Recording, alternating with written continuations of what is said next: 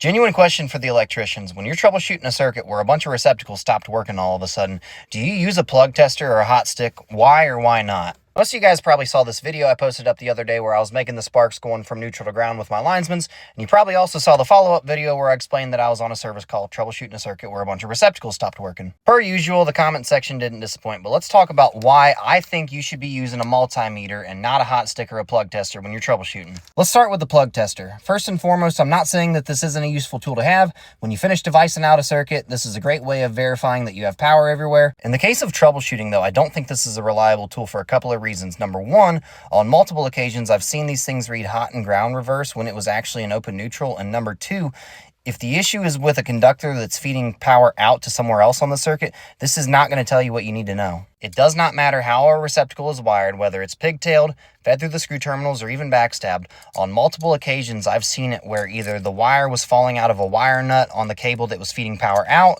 or maybe the screw terminal was loose on a conductor that was feeding power out, or even a backstab hole.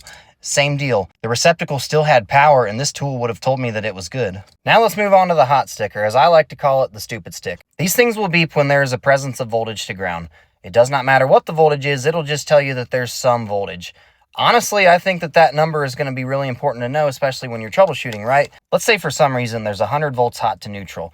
This hot stick will not tell you that. It will just beep and say, hey, there's something here. The multimeter is what's going to actually tell you that information. I realize that's just a dumb hypothetical, but when you're troubleshooting a bad circuit, knowing exactly what your voltage readings are between conductors is very important information. I guess all I'm trying to say is when you're on a service call, walking around waving a hot stick and plugging this plug tester in is not the way of doing business.